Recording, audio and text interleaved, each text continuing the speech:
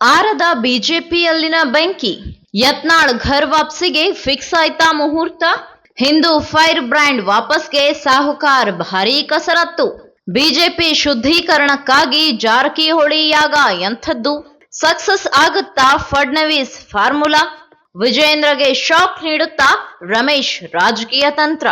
ಬಿಜೆಪಿಯಲ್ಲಿ ರಾಜ್ಯಾಧ್ಯಕ್ಷ ಬದಲಾವಣೆ ಪ್ರಕ್ರಿಯೆ ಶುರುವಾದ ಬೆನ್ನಲ್ಲೇ ಗೋಕಾಕ್ ಶಾಸಕ ಹಾಗೂ ರೆಬೆಲ್ ನಾಯಕ ರಮೇಶ್ ಜಾರಕಿಹೊಳಿ ಮಹಾರಾಷ್ಟ್ರ ಮುಖ್ಯಮಂತ್ರಿ ದೇವೇಂದ್ರ ಫಡ್ನವೀಸ್ ಅವರನ್ನು ಭೇಟಿಯಾಗಿರುವುದು ತೀವ್ರ ಕುತೂಹಲ ಮೂಡಿಸಿದೆ.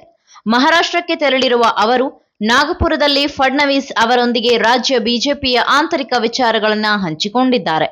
ಇನ್ನು ಪ್ರಮುಖವಾಗಿ ಶಾಸಕ ಬಸನಗೌಡ ಪಾಟೀಲ್ ಯತ್ನಾಳ್ ಅವರು ನಮ್ಮ ಪಕ್ಷದ ಹಿರಿಯರಾಗಿದ್ದು ಅವರನ್ನು ಉಚ್ಚಾಟನೆ ಮಾಡಿರುವುದು ಬೇಸರದ ವಿಚಾರವಾಗಿದೆ.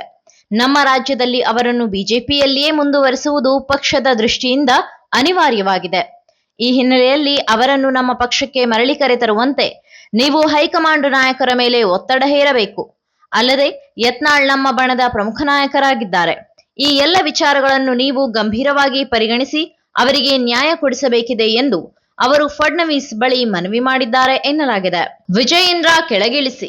ಅಲ್ಲದೆ ಬಿಜೆಪಿ ರಾಜ್ಯಾಧ್ಯಕ್ಷ ಬಿವೈ ವಿಜಯೇಂದ್ರ ಅವರಿಗೆ ಪಕ್ಷದ ಹುದ್ದೆಯಿಂದ ಕೋಕ್ ನೀಡಲೇಬೇಕೆಂದು ನಡೆಸಿರುವ ಬಂಡಾಯದ ಯಾಗವು ಇನ್ನೂ ಮುಂದುವರೆದಿದೆ. ಈ ವಿಚಾರವನ್ನು ಚರ್ಚಿಸಿರುವ ರಮೇಶ್, ವಿಜಯೇಂದ್ರ ಕುರಿತು ಪಕ್ಷದ ಕೆಲ ನಾಯಕರಲ್ಲಿ ಅಸಮಾಧಾನವಿದೆ. ಹೀಗಾಗಿ ಅವರನ್ನು ಆ ಹುದ್ದೆಯಿಂದ ಇಳಿಸಿ ಆ ಜಾಗಕ್ಕೆ ಪಕ್ಷದಲ್ಲಿನ ಅನುಭವಕ್ಕೆ ತಕ್ಕ ನಾಯಕರನ್ನು ನೇಮಕ ಮಾಡಬೇಕು. ಇದಕ್ಕಾಗಿ ನಮ್ಮಲ್ಲಿ ಹಲವರು ಸೂಕ್ತರಿದ್ದಾರೆ ಎಂದು ಮನವರಿಕೆ ಮಾಡಿದ್ದಾರೆ. ಇನ್ನು ರಾಜ್ಯ ಬಿಜೆಪಿಯಲ್ಲಿನ ಗೊಂದಲಗಳನ್ನು, ಆಂತರಿಕ ಲೋಪಗಳನ್ನು ಸರಿಪಡಿಸಲು ಮುಂದಾಗುವಂತೆ ಜಾರಕಿಹೊಳಿ ಫಡ್ನವೀಸ್ ಅವರಲ್ಲಿ ಕೇಳಿಕೊಂಡಿದ್ದಾರೆ. ಈ ಮೂಲಕ ಯತ್ನಾಳ್ ಘರ್ ವಾಪಸಿಗೆ ಸಾಹುಕಾರ್ ದೇವೇಂದ್ರ ಫಡ್ನವೀಸ್ ಫಾರ್ಮುಲಾ ಅನುಸರಿಸುತ್ತಿದ್ದಾರೆ. ಸ್ಪಷ್ಟತೆ ನೀಡದ ಮಹಾ ಸಿಎಂ.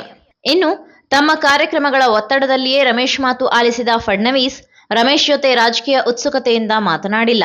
ಅಲ್ಲದೆ ರಾಜ್ಯದ ಬಿಜೆಪಿ ಕುರಿತು ದೂರು ನೀಡಿರುವುದಕ್ಕೆ ಯಾವುದೇ ಸಕಾರಾತ್ಮಕ ಪ್ರಕ್ರಿಯೆ ಬಂದಿಲ್ಲ. ಅಂದಹಾಗೆ ಈ ವಿಚಾರದಲ್ಲಿ ದೇವೇಂದ್ರ ಫಡ್ನವೀಸ್ ಯಾವುದೇ ಸ್ಪಷ್ಟತೆಯನ್ನು ನೀಡದಿರುವುದು ರೆಬೆಲ್ ನಾಯಕನಿಗೆ ಸ್ವಲ್ಪ ನಿರಾಶೆ ಮೂಡಿಸಿದೆ.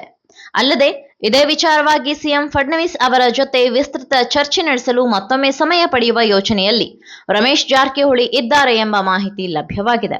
ಯಡಿಯೂರಪ್ಪ ಸರ್ಕಾರಕ್ಕೆ ನೆರವಾಗಿದ್ದ ಫಡ್ನವೀಸ್. ಅಂದಹಾಗೆ ಈ ಮೊದಲಿನಿಂದಲೂ ಫಡ್ನವೀಸ್ ಜೊತೆಗೆ ರಮೇಶ್ ಜಾರಕಿಹೊಳಿ ಉತ್ತಮ ಒಡನಾಟವನ್ನು ಇಟ್ಟುಕೊಂಡಿದ್ದಾರೆ.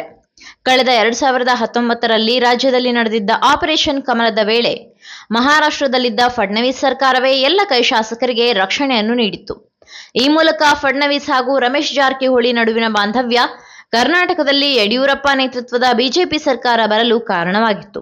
ಆದರೆ ಅದೇ ದೋಸ್ತಿಯಿಂದಲೇ ಯಡಿಯೂರಪ್ಪ ಪುತ್ರ ವಿಜಯೇಂದ್ರ ಪದಚ್ಯುತಿಗೆ ರಮೇಶ್ ಜಾರಕಿಹೊಳಿ ಪ್ಲಾನ್ ಮಾಡಿದ್ದಾರೆ.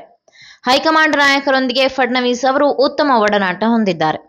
ಅಲ್ಲದೆ ಪ್ರಧಾನಿ ಮೋದಿ ಹಾಗೂ ಕೇಂದ್ರ ಗೃಹ ಸಚಿವ ಅಮಿತ್ ಶಾ ಅವರ ಆಪ್ತ ವಲಯದಲ್ಲಿ ಗುರುತಿಸಿಕೊಂಡಿರುವ ಅವರಿಂದ ವಿಜಯೇಂದ್ರ ಹಣೆಯಲು ಸಾಧ್ಯವಾಗಲಿದೆ ಎನ್ನುವುದು ಜಾರಕಿಹೊಳಿ ಲೆಕ್ಕಾಚಾರವಾಗಿದೆ.